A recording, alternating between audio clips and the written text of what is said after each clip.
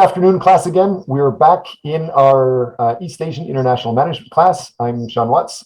We are now in week 5. We've already talked about the introduction to international management. We've talked about big cultural differences.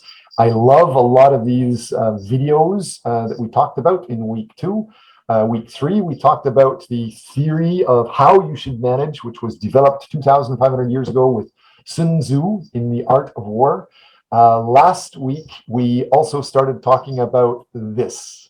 UNO, can you tell me what this file is about? Do you remember, or? I think it's about the Guanxi thing. Okay, and you're talking with words that most of the world aren't going to understand. So what does that mean? Like social capital with having a relationship, many relationship with other people to help, so that you can get the help from the other people network. And you said that successful people uses the Quanxi system, and not successful people don't use Quanxi. So that's what I've heard from you. Oh, okay, good. Anybody else in class, can you clarify? This is the file. I've made some notes on it to help you. It was talking about how can you be successful.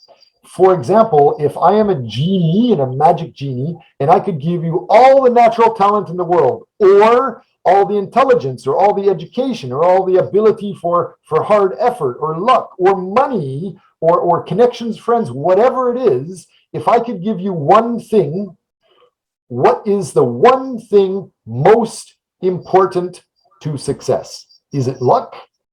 Actually, surprisingly, no. The people that are most active go around, and by going around a lot, being active a lot, you see more opportunities, so you have more luck. People that sit home and just wait to be lucky are far less lucky. Same thing with intelligence.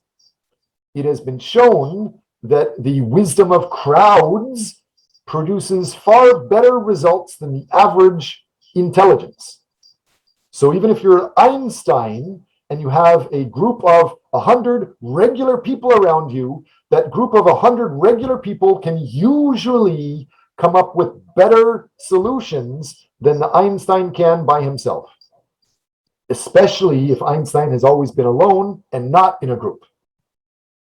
So the question again for this is, what creates success? What is one thing that creates success? And we've tried the international style. It doesn't work in Korea, so I'm going to be more specific. Gasser, can you answer this question? What is one thing, one feature, if you could get any wish in the world, what would give you success?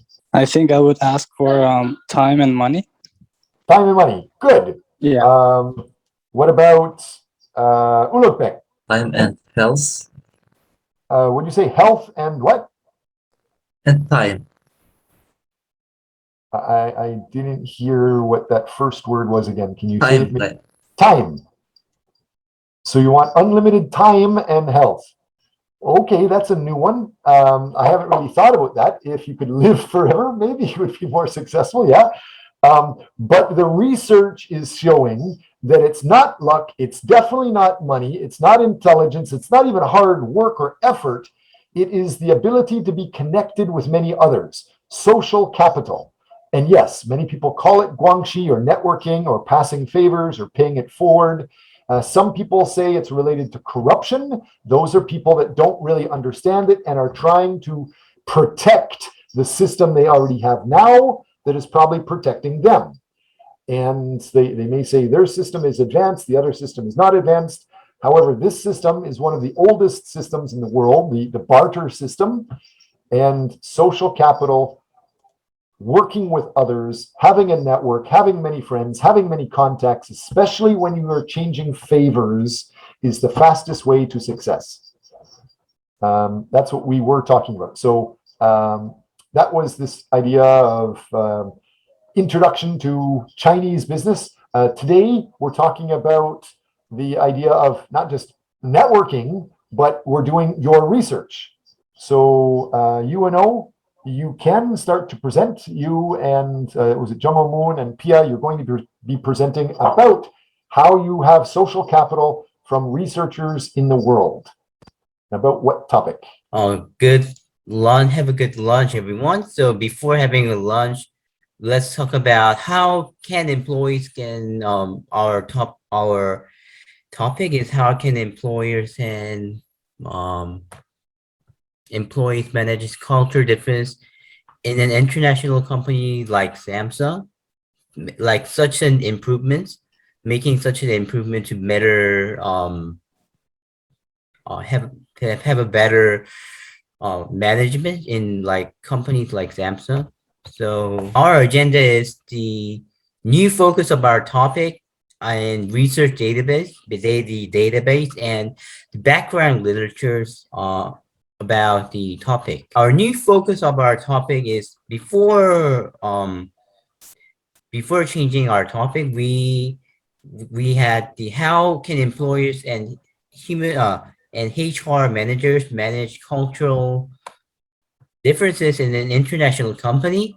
And now we change it into how can employers and human resources managers manage cultural differences in an international company like Samsung, because we know that Samsung is not a proper international multicultural company. So how there might be a ways to improve these kind of things, and we are going to find that out through our research. Research database, we have about 7 articles, Scopus articles, and 3 articles related to Google Scholars.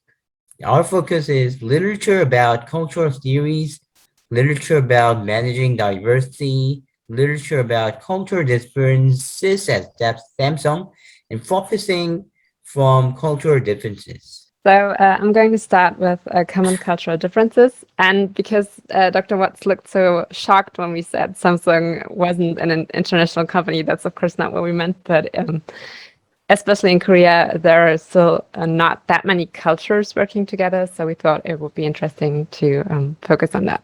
So for common cultural differences, we have 3 articles, for example. The first one was published in the Journal of Community Practice, and it talks about common differences like opinions, backgrounds, and identities. And it also said that cultural differences are often minimized out of fear of distractions for the group, so that it won't be divided. The next article was the European Journal of International Management, and it said that negative interactions intensify with the interaction of various nationalities. And the last article, the Journal of Promotion Management, said that visible differences are often race, ethnic heritage, educational level, and status. Of course, they're not that visible, but it can be shown. And the invisible characteristics like religion, sexuality, values, etc. Okay, then the next slide. Talking about these 3 articles, the developing the multicultural organizations and managing diversity or understanding difference, talked about handling the cultural diversity means avoiding giving the offense to group or individuals, preventing harassment and managing grievances.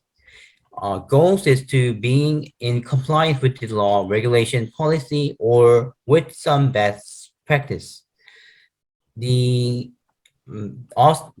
the article that was published in 2013 by Cambridge University Press talks about findings about the cognitive difference between Western and Asian patterns and understand the way people think.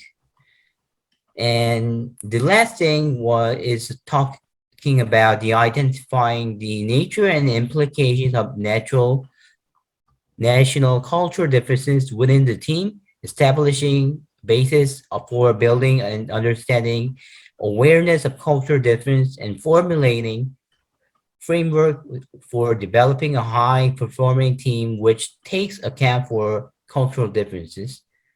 which was mentioned, also mentioned Hofstede and Hall. So I'm going to turn into the next page. Yeah, for our findings about Samsung, we found 2 studies so far that we could use. The first one was published in the International Business Review, and it basically talked about a case where Volvo Construction took over some part of Samsung, the heavy industry division, and it said, or it showed some examples how Korean employees were pleased, for example, for not having to work overtime or the new hierarchy system, but there were also a lot of problems because they said that some of the new ways were oppressive, even though Volvo saw them as rational decision making. So we thought that would be very interesting to look at. And the other article published in the International Conference on Social Media, Wearable and Web Analytics was a study that compared Asian companies, for example, Samsung, to Western companies, and looked at the different social cultures. So we're also going to look at that. And with that, we're on our last slide. Yeah, and in here we focused on profiting from cultural differences, and we have 3 articles in here. The first one was published in 2018 in European International Management, and basically they talked about healthcare professionals migrating to Central Europe and especially Germany, and the result showed that service profit chain is applicable to hospitals, and that workforce diversity has negative indirect impact on employee job satisfactions and thereby on productivity. The second one was published in 2015 in International Journal of Innovation Management. And the findings were that strategies gain creative solution for several dissimilar markets, and multicultural innovation team, which can provide an in-depth knowledge of customer habits. And the third one was from 2020, and it was published in International Business Review. And the study showed that participative leadership, entrepreneurial learning, and openness were positively moderated by cultural differences. And then we have just the references. Any questions? If some of you remember what we talked about last class, one of the best ways to manage is to check your workers or your staff or your bosses, whatever, understand what you're saying. Are you making value recorded by them, or have they just been sleeping and not listening to you, so you're not going to get any bonus at the end of the year? Jesser, can you give some comment to show you listened to what they said and you think they have value, or do they suck? Or is there, if you want to be professional and caring, especially in the Indian culture, you should give them some ideas of how they can get even better. I think what they have done is really good, and I don't think I have comments about, like, I don't have any, recommendations. If you just say that's good, that means you're polite. But then if you say you don't have comments, that means you have no value. Would you like to try to share with the world that you have some type of value by digesting what they said, or evaluating what they said, or give them a mark? Or how could they be even better? Or what did they scare you about or impress you about? Saying anything shows that your leadership or management quality. Jungwoo, I see you have a hand up. Yeah, I was just curious about, I did not understand completely about the reasons for changing their topic. Can you explain it again, please? Yeah, last time we talked about how it was rather broad because we focused on international companies in general. So we got the suggestions to maybe focus on one company like Google or Amazon or Samsung, because Samsung, especially in Korea, it promotes diversity, but it's not really lived in the company yet. So we thought it was interesting, and we found some articles for it. So it was a good change for us, we thought. Actually, like I was just worried about this because Samsung is based on South Korea, and I think a lot of Korean company does not have diversity, not because they don't want to have diversity. It's because most of the Koreans, maybe Sean maybe he will think different way, but I think it's because most of the people or Koreans is environment that it's hard to have a diversity. So Right. 99% of the people in Korea are Korean. Why don't you manage for 99% of the people here? That makes sense. yeah, I do know that there are a lot of Samsung offices in other countries, like also in Uzbek or other countries. But can you tell me, what do you think readers will be? Or like, who do you expect to read this topic?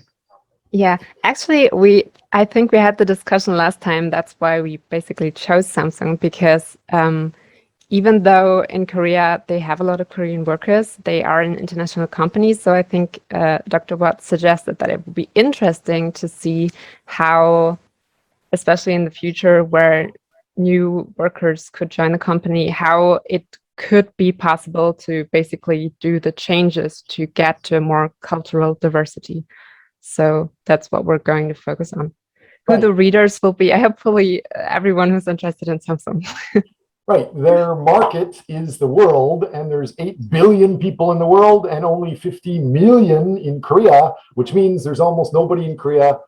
Although I love Korea, compared to the world, Korea's unfortunately almost nothing. So you should be targeting management in those other areas. So yes, it's a good idea. How should you manage for those other areas? 1.4 billion Chinese just in China alone, plus a lot more in other cities. 1.3 billion Indians, plus many more everywhere else, plus Spanish, plus French, German. Yes. How are you going to manage for those customers, which is most important, and your staff there? Right. So it would be interesting to learn this. By the way, Samsung does, I believe, yes, they do have a diversity department, a diversity team, which is supposed to be global. I believe it's based in New York in the United States, and they have American Koreans managing that. But when we talked to them and tried to interview them about working or even saying anything to our class or even interviewing, they were saying they're not really interested. Nobody really cares. So they're only doing their time zone, and they're not going to work any longer beyond their 9 to 5. So thanks, but no thanks. They said nice words, and they're politically correct, but they were focused on the diversity around them that they saw, not so much in Korea. So that's an interesting point. Great, thanks. Sorry, what about the rest of the class? We do have other people. Anybody else want to give comments or ask questions? I hope all of you listen to Jong Moon's question, the idea of why did you change?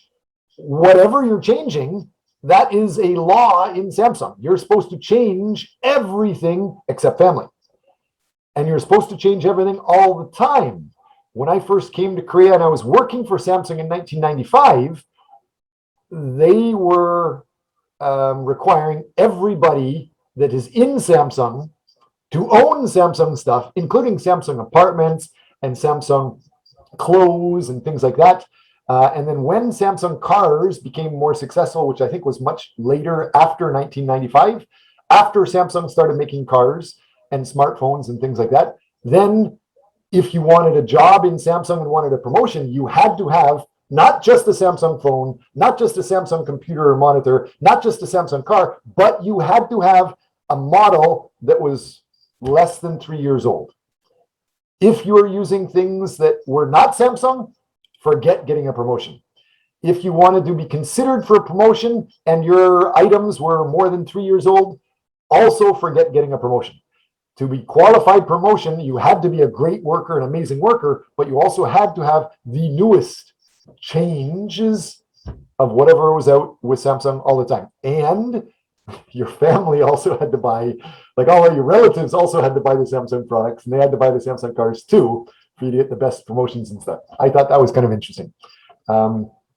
Any other questions? Ulrich, you look very concentrated and focused. Jasur, you look very concentrated and focused. Do you have any questions for this group before we move on to the next group? No questions. What about an evaluation? Give them an evaluation out of 15. Ulrich. Actually, I didn't expect that this group will change their topics because they have already chosen interesting topic last lesson. But anyway, they have a lot of reference, reliable sources. So how many points would you give them out of 15? 0 out of 15, 1 out of 15, 5 out of 15, 10 out of 15. How many points would you give them? 15 out of 15. Yes. Yes, sir. Your turn. I don't know, maybe 13 or 14 out of 15.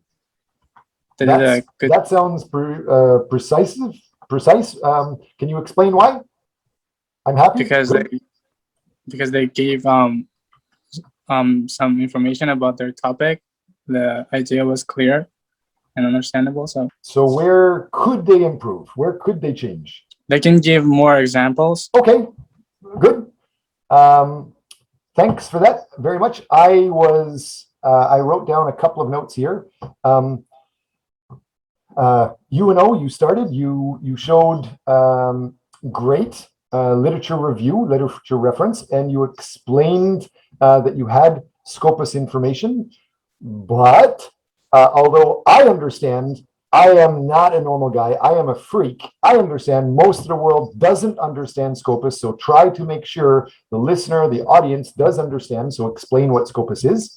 Pia, you, I think, presented next. You had awesome summary of very, not just research, but very key, valuable research articles.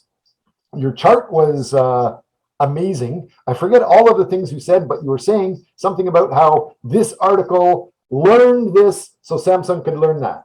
And then we got into more details. We were talking about nice articles. You were referencing Samsung and Volvo. You said that the research found, even though Samsung was using the Volvo type of management details, the workers appreciated the fact that Volvo people, the Swedish people, they don't use overtime. So everybody's equal, everybody's fair. You're supposed to have family time. You're supposed to have work time. They're supposed to be balanced, which in Korea, it's basically work, 365 days a year, nonstop. So they liked that no overtime, but they still didn't respond to the management.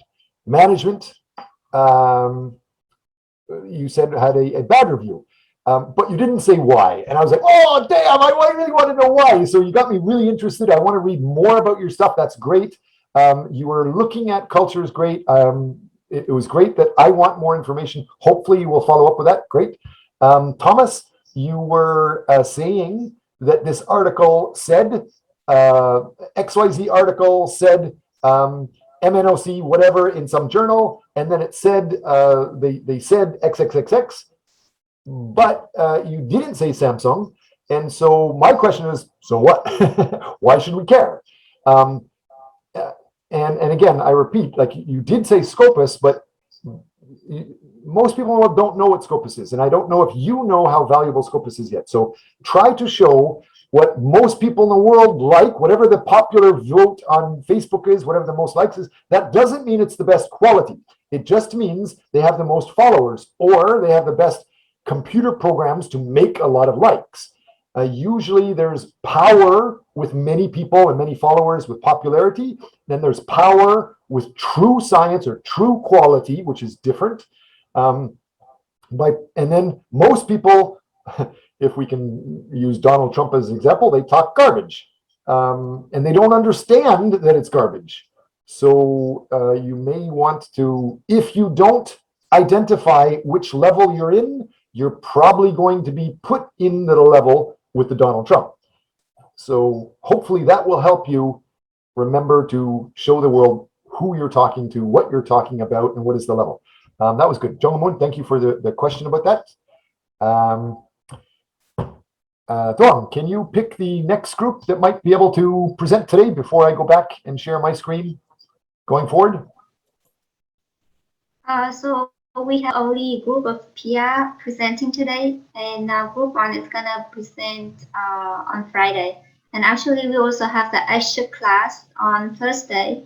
So this week we're gonna have 3 classes, but today we don't have any more. So the answer is no more today. Okay, so I will use this again to remind you guys, this idea of the article about what is social capital, I've already tried to explain it to you. It's not very long. It is 26 pages, but the main details it says here is what is social capital? What does it take to be successful? There's lots of research. They're looking at natural talent, and it says natural talent or person's performance depends on your relationship to others. For example, did the US women's soccer team win the World Cup in 1999? That shows they won against others. If you're just saying they're very good, do people believe you? For example, in the United States, a lot of people say their team, the United States team, is the world champions, even though they've never traveled outside of their own home city. They might say they're the world challenge. So a lot of international people, you may get some Belgian people, German people, or English people saying world champions. It doesn't mean anything anymore because it's just mentioned by very parochial, ethnocentric people that don't really know how to play the game or what the game is, for example. Like they may be saying they're the world's best football players, but in Europe, football is a completely different sport. The next thing, the idea of intelligence. We talk about the idea of your intelligence. It's not generally fixed. It says that intelligence was fixed since birth, but you can grow that. You can improve that the more you stretch your mind and practice your mind and things like that. It depends on your home environment. It depends on the quality of schooling. So your intelligence can change. Everyone is born with a physical brain, but that human mind develops only through relationships. So if you don't have a good teacher, if you have a teacher, for example, I have been a professor in universities that had just started before I got there. And they got degrees before I got there, generally from their parents buying them a degree. I have heard of many people getting degrees just by buying it, even in some developed countries. I'm not going to say which countries, but you would be surprised. Even a PhD in some countries can be bought for like $100,000. You give it to a supervisor and he will give you a PhD. Other people work really, really hard. They're very, very intelligent, really, really good work. But if they don't give their supervisor a lot of money, in some cases at strange schools, they can't graduate. So they quit, they drop out. They're waiting for things to be bought. And in some schools I've been at, that sign of intelligence, which might be a PhD or an MBA, you just get by buying it. So it could be money. Education, same thing. Some people have education, but it's not a good quality education. Generally, Norway, Finland, Sweden. Finland is one of the countries that says they have the best education, but they almost never promote it. So most people don't know about that. Versus America, they promote everything. Look at Donald Trump saying that they're the best. However, almost all, I think 90% of the top graduates from the top schools, even from high school through university, are now Asian, not actually American. So how can you say the university in North America is the best if most professors are Asian and the best students are Asian? You can think about some of those things. It depends on the relationship, even the effort and the idea of luck. Pia, do you remember what I said about luck? Is it possible for somebody to increase their luck? Oh, I do know that you mentioned it, but I don't remember what you said about it, to be honest. Luck is connected to activity. For example, if you sit at home and hope that you're going to find, $10, and you keep looking in your sofa is not going to change. Your luck's not going to change. You're not going to get luckier. You might get lucky finding a quarter or something in your sofa. But if you take a different person that's always jogging all the time around the city and they go everywhere, they're looking everywhere they walk. So the chance of them finding a $10 bill on the ground is much, much higher than you. So the more active you are, the more effort you try, the more things you do, you increase your chances of luck. And again, the best answer is networking. The more friends you have, the more connections you have. If you talk to many people and you go everywhere to network, by going everywhere, by doing many things, you increases your chances of luck. And if you share things with them, if you say, oh, I really need a job, you're looking for it by going everywhere, but those other people connected to you, if they hear of something, they can share it with you. So your chances of luck skyrocket by having more connections. If you want a job, share that fact with your network, with all your friends, with everybody else around. I would highly suggest any wise person that is worth their value should know that the world is now online. You should have your resume and your experiences shown online all the time, and you should always be available. If some other company comes, and it's happened many times to me, they offer you a job to come join them. That's called scouting. They're looking on the internet, they find you, they offer you a job to join them. I've been recruited or scouted many times. It makes you feel really, really good, number one. But number two is, even if you want to stay with your current company and you have a bad day, everybody has a good day, everybody has a bad day. By having a bad day and then you check the email of somebody thinking you're good and offering you some other crazy job on the other side of the world, it makes you feel good. And of course, if somebody offers you a better job, if your company is not offering the right level of pay or the compensation or the conditions you seek, you can move to those other areas. However, be careful. You start, even though the world is moving towards online work, freelancing work, in East Asia, in China, Japan, and Korea, especially in Japan and Korea, much, much more so than even China, loyalty is incredibly important. If your resume in the United States says you worked at one company for a year and then another company 2 years, another company 1 year, and then another company some year, and each time you got big promotions, in the United States and Europe, that's considered good. You're a good quality. But in Korea, a lot of people may hate you. They may think you're almost like a criminal. You're stealing time and effort of this company, and then you go to the enemy. You're not loyal. In these countries, loyalty is very important. So be careful who you're trying to get in with and where you're trying to work for them. It helps to try to show loyalty even if you're going to be changing. So that idea of social capital, it's explained in here. There's a lot of information. Nobody can be successful all by themselves. Even Einstein needs to have a student or a teacher to develop. So we've talked about that. Is that clear? Jacob here, what's the most important characteristic in the world?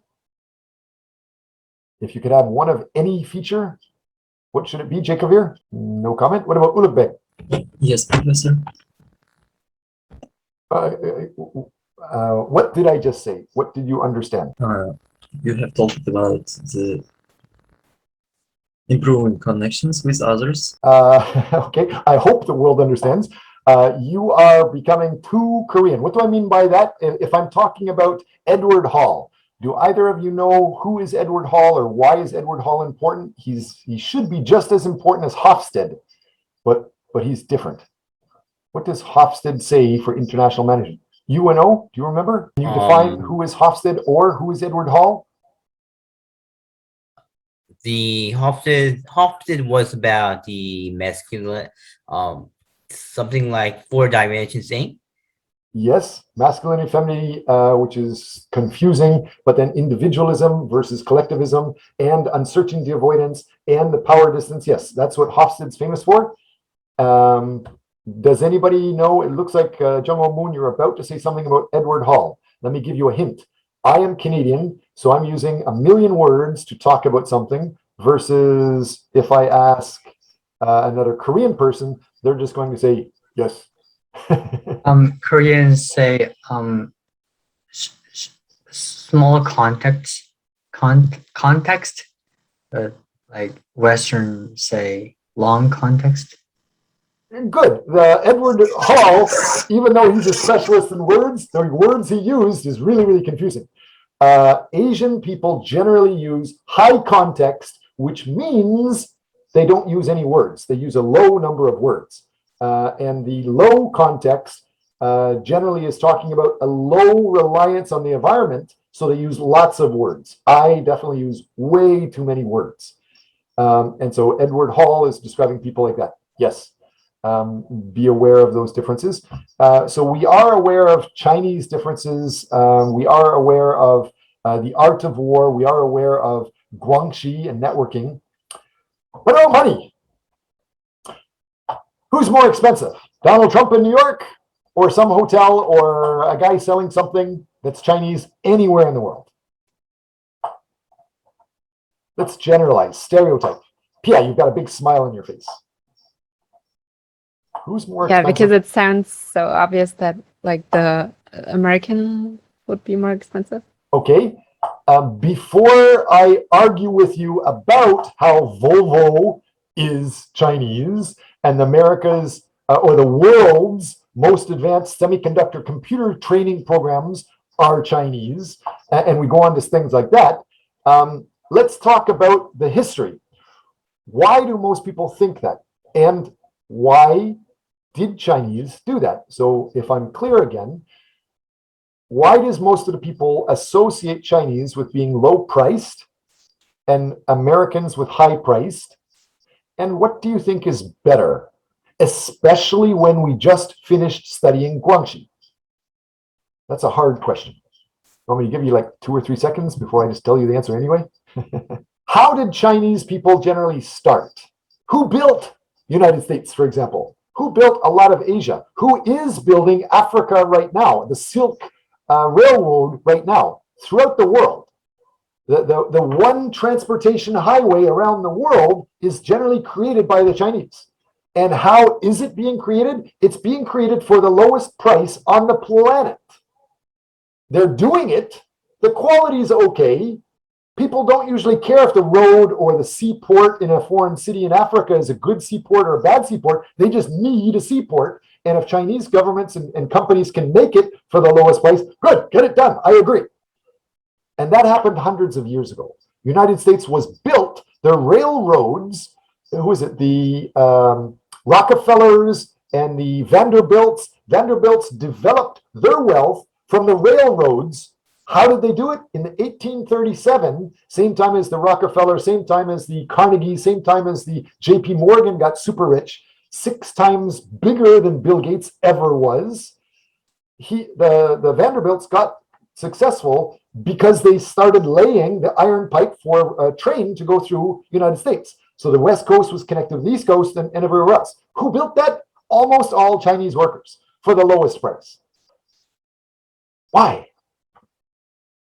Why should we care now? If you talk about a simple thing like a pen, this pen, let's say it costs $1 to make.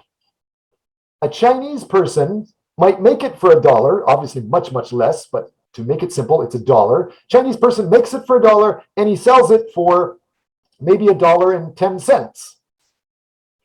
What would Donald Trump in New York City sell this pen for? It's going to say Trump on it, but how much would he sell it for? $100? Easily, sure, $1,000, right?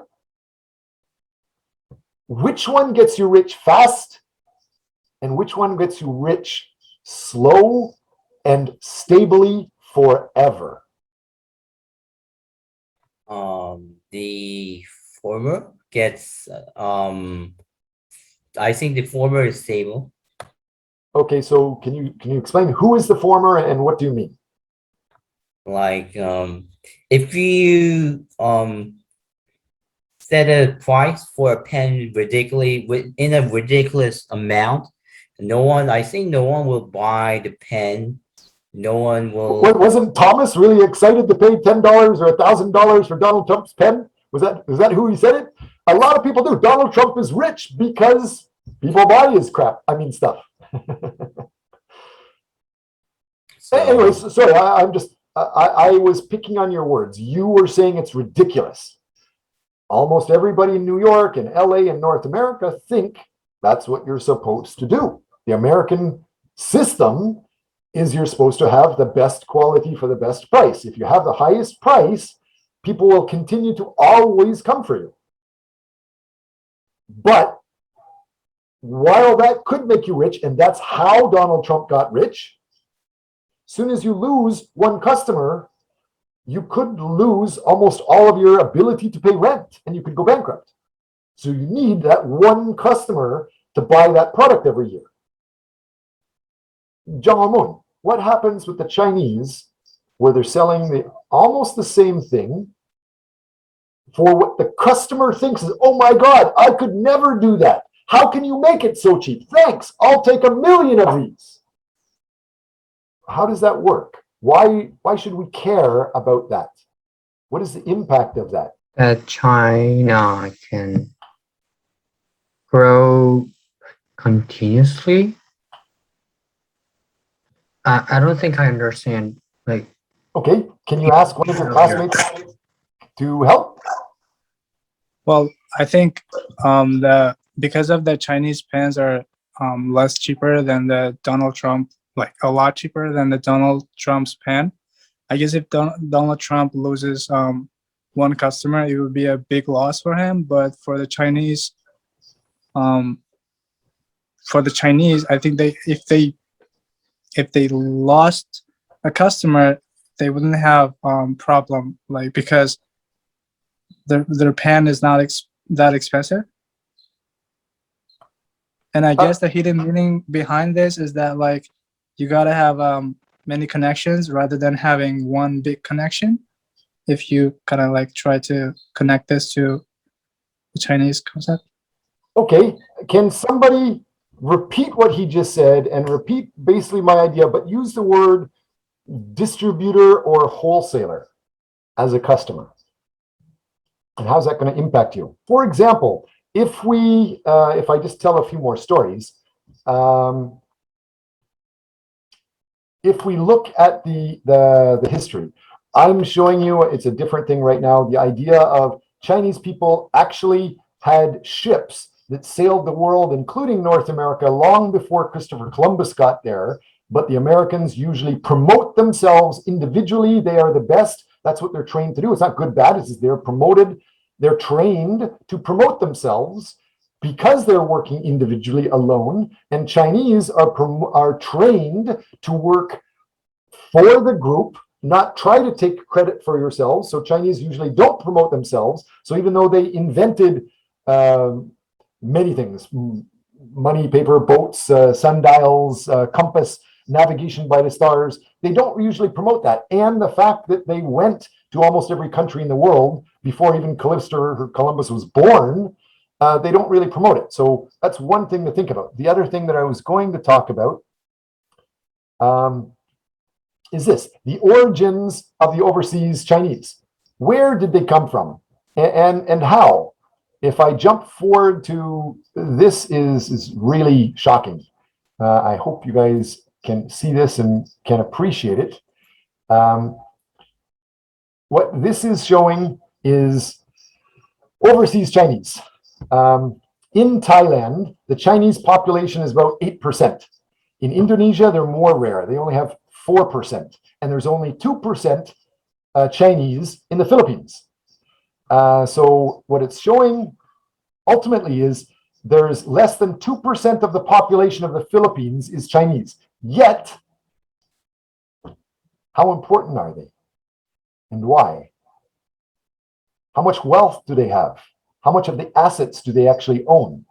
Why do people, for example, in Korea or in Vietnam, why do so many valuable, successful, rich people sometimes say they hate Chinese because Chinese own almost everything, except most people just don't know it. Only when you get rich and you start seeing that, then you might get jealous of other people and start complaining. But the average person, I've never had a problem with Chinese people.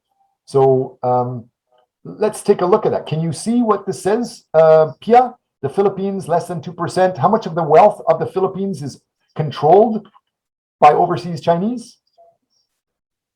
Yes, it's quite shocking, with 70%. And in Indonesia, 4% of Indonesia is Chinese, and they own how much? 75. And 8% of people in Thailand are Chinese, and yet that small 8% owns basically 80% of the country. And this file is from 2019. Sorry, 2009, more than like almost 20 years ago. So these numbers have been going up. The wealthy people anywhere in the world are getting increasingly wealthy. So why? I don't really care about just the rich people. I just wanted to poke your attention at this. Why? Why should we care?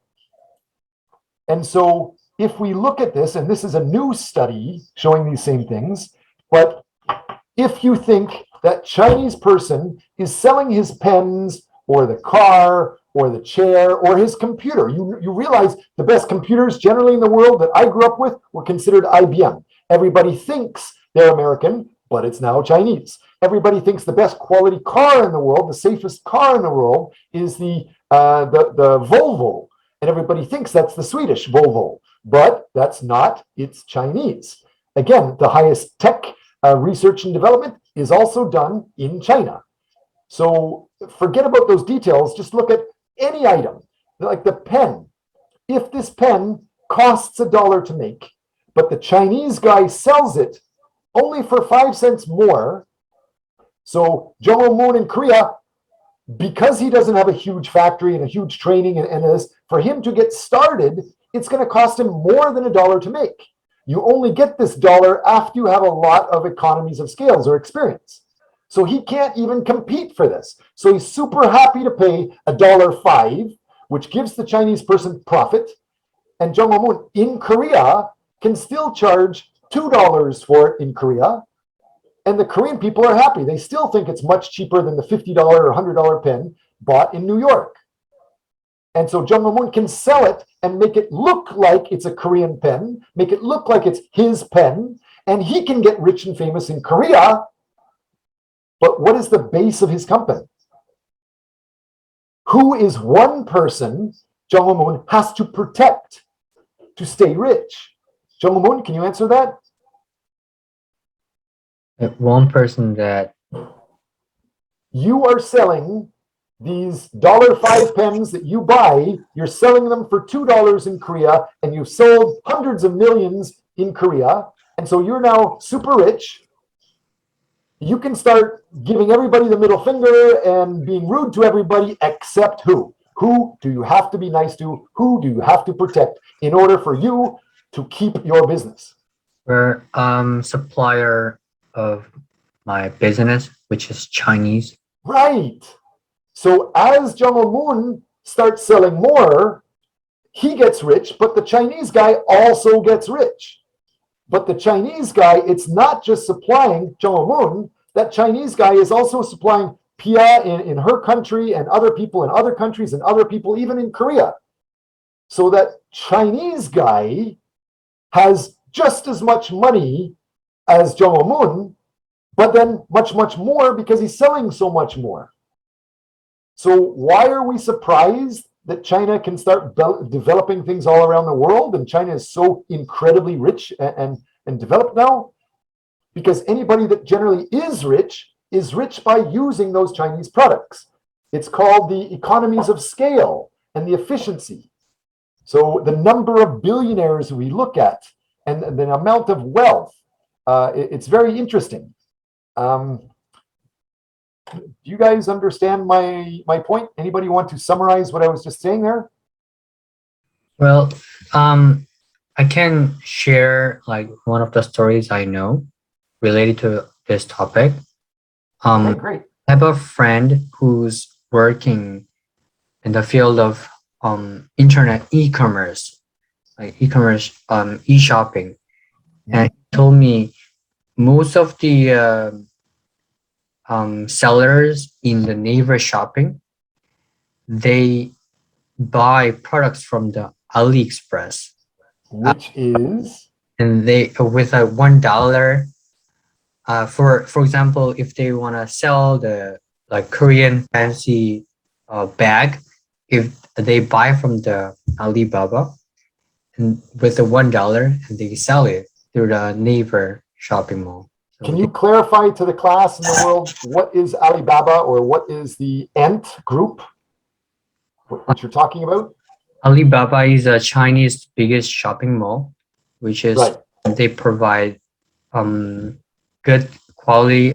I cannot promise to say good quality, but they provide proper goods with a very extremely cheap price, but it takes a lot of time to deliver. But a lot of sellers use that shopping mall to make most profit. Right.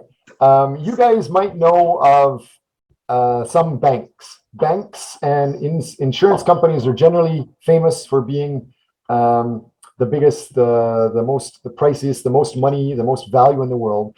One of the biggest recently online companies ever to be thought of or dreamed of. Most people think it's too big to think of, like trillion-dollar stock options and stuff like that, was this Chinese group, which he's talking about, Alibaba and the Ant group, which is Chinese, but it stopped. It didn't go through because the owner started doing the Donald Trump thing, saying that he's really good and it's just him, it's just his ability.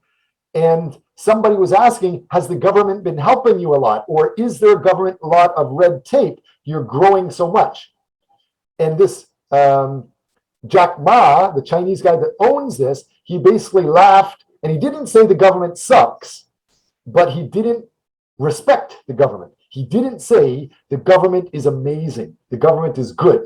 He basically said government red tape, ha, no, that's like not good. And then he went on talking about something else. But basically because of that, his whole business was stopped. The Chinese government, you've got to respect not just your growth and where companies come from, like the Chinese supplier and stuff, but understand it's supposed to be created for society. It's supposed to be created for China, and it's supposed to be created so you respect your home organization and your government. And because he didn't respect the government, just by basically saying, ha, the Chinese government stopped him, and his business could not go online, could not do the IPO. And so this is basically saying that. So think twice about what you're going to charge for your product or for your services.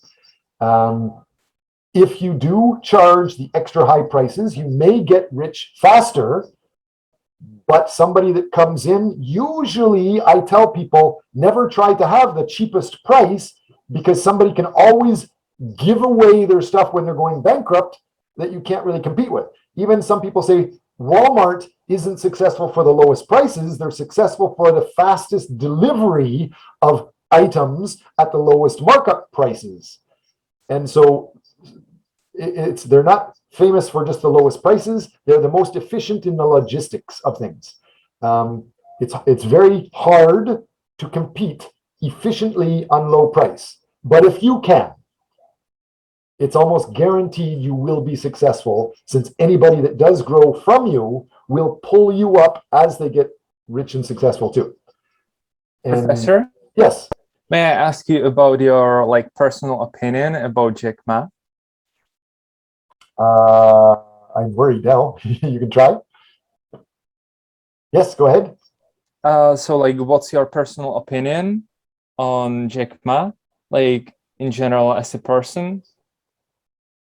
As a person and as a business person? Sure. I love the fact that he basically started from nothing. He was very poor when he started. He just had to work really, really hard.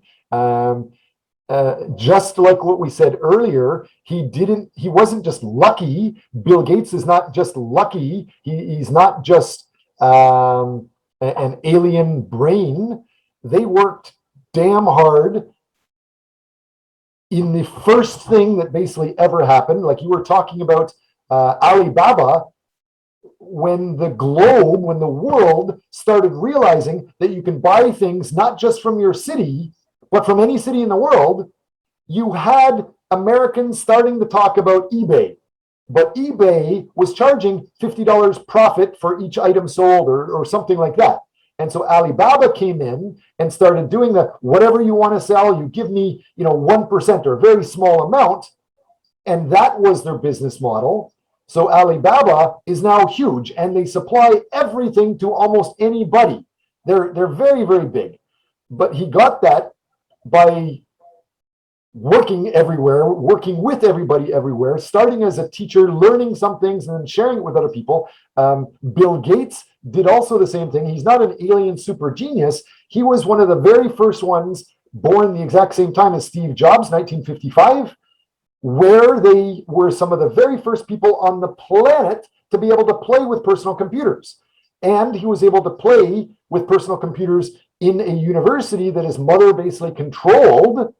So he was able to get in a lot easier than anybody else. By the time he went from middle school to university age, he had more computer experience than almost anybody else on the planet. So why stay in a university listening to somebody that doesn't have as much experience as you? So he didn't even finish university. Jack Ma is basically the same thing. I really respect the fact that they tried hard. They didn't just wait for something to come to them. They were proactive. I like that. I like the fact that they're also not really greedy. They promote a lot of what they're trying to do. Hopefully I'm saying an answer that doesn't get China mad at me or anybody angry at me. Does that answer the question? Yeah, and I have another question. Do you know how like AliExpress and Alibaba and those kind of sites are able to have such insanely low cost of shipping? Because like I was trying to find something more about shipping. Let's say that I would want to get, I don't know, snacks, like Korean snacks to my country, and like how much would it be? And even though that like it would be insanely that the delivery would take a long time and it would be like sure, I can shipment by the kind of ship. help with that. Which country or city are you from again? I'm from Czech Republic, but like it doesn't really matter. Great. Like how many general. people? What's the population of that country? 10 million. You have 10 million people. And so if we were to say how many people are in Germany, how many Czech people are in LA, maybe a few hundred or a few thousand, right? However, let's repeat that exact same question for Jack Ma and Chinese. He not only is successful for low prices, he is in the Guangxi network, connected to everybody in China wants to be connected to him. And how many people, how many Chinese are in Paris? How many Chinese are in LA, in New York? I think there's 200,000 Chinese in my city of Toronto, Canada alone. So there's so many Chinese everywhere. Those Chinese are doing business. I don't care if they're selling chickens or selling phones or selling cars or computers, whatever. They've got a big 20-foot container of their cars and computers being delivered from China to Paris or being delivered from Shanghai to the Czech Republic city. And so once that container is unloaded and they're going back to China, it's empty. So Jack Ma is plugged into that. So he's able to know this transportation is happening all the time. He can put his products as a small little box in there going either way that most people don't know of. Understand? Sometimes he can deliver things for free because that shipping container has to come back to Shanghai anyway. So just by having that huge network, his costs are much lower than almost anybody could dream that is Czech. Does that make sense? So again, we talk about you have to have Guangxi, you have to have a big network, you have to have lots of friends, give them favors, And they might, if they have an empty container shipping things somewhere in the world, they can put your bicycle or your TV or your motorbike into their container and deliver it to you for almost no extra money if you are a friend. And many people want to be a friend of Jack Ma. So his whole delivery system could be connected to something like that. Does that make sense? Yes. So again, it's promoting the idea of connect yourself with others, make your LinkedIn profile. Better yet, go out and meet people. Hopefully do it safely when you're not going to get infected with coronavirus or pandemic. But also understand that Facebook is not really big in China. There's the Chinese version of that. So if you do want to get into business in China, you should be working with their language. And I don't mean the Chinese or Mandarin. I mean the Weibao or the TikTok, which is Chinese, or the Tencent, which is Chinese, which also owns part of Kakao, things like that. So be aware of the Chinese groups, be plugged in of those groups. And the more you are connected, the higher the chances of success in almost anything you do. You may only want to think once you're going, connect with almost everybody, except look for some people that may hurt your reputation. Like you don't, who was that guy that was the prostitute manager, the pimp for young baby girls or something like that with the rich and famous, and he ended up going to jail and dying in jail. You don't want to be associated with those bad kinds of stories. But those are super, super rare. In general, you want to be connected with as many people as possible and not just connect. Like the Americans, you might, a lot of Americans, they don't want to do anything unless they get anything for it. But does anybody in our class, can we end our class talking about what is paying it forward? What does that mean? Pay it. Go ahead. So I would say that paying forward is that basically if someone do something for me, then I will do something for someone else. Great. Or even better, you just start doing something for somebody else for no reason. You just be kind and help somebody else. And the word will go out that you're nice, and that word will circulate and promote, and everybody's going to know you're a nice guy. And if you ever have a hint or any sign of needing something, that world is going to be aware of it, and they're going to help you. It's going to come back around. So that's generally the Chinese style, the Sun Tzu model style, the Guangxi model style, the Jack Ma style.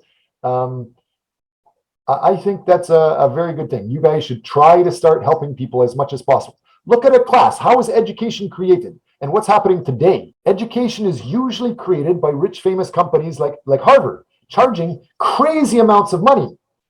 And if you actually check, one of the most respected professors that I know of, Clay Christensen, he was from Harvard, but he was glad to promote disruptive innovation. And what he said was, I get a lot of money from Harvard when I start, but I get my pay, and after I get my pay, I have to teach classes. And I've been working at Harvard for 30 or 40 years, but Harvard has never paid me to improve. So my lessons are 40 years old. Versus University of Phoenix, University of Arizona, all these online universities, or Weibao and the what's it called? The YouTube in China is it's got a different word. Anyway, those online universities, they continuously try to just improve and get better and better and better. And so Harvard is probably going to be losing a lot of value, and definitely middle universities are losing a lot of value. The bottom universities are going to be replaced by this free education.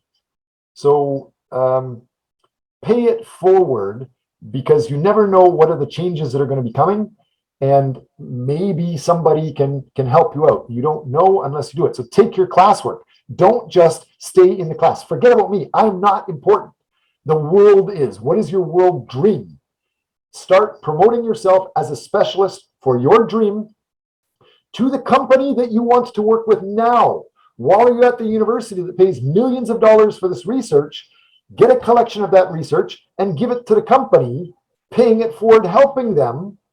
They might offer you a job, internship, then full-time job. I've had some of my best students have that happen several times. And what about the multinational companies? like Google or Ford or GM or Toyota, whatever. Those huge companies are making so much trillions of dollars. They have huge departments just giving back millions of dollars to the world just to make them look like they care all the time. And it's usually given to students for class projects. So if you ask that, that's just connecting with your Guangxi, connecting with your networks around you by simply taking money from a rich company like Ford. They will want to do it in front of CNN. CNN's going to take a picture of them giving you $100,000 or $1 million, and then they're finished. They don't care until next year. And if you publish something well and then say, thank you for the world for Ford helping me do this and paying for this, they will want to pay you again next year. So think of these grants. Most students in Asia don't realize that. And Eastern Europe, it's still kind of a new thing. Europe, it's starting to become quite popular for graduate students. Most North American graduate students, that's how they live. They have to work on a project that helps somebody else, and they have to apply for grants to survive. Just being aware of this network around you will really help you. I talk too much, I'm sorry. Class is definitely finished. Any other questions? Have a nice day. Have a nice day, Professor.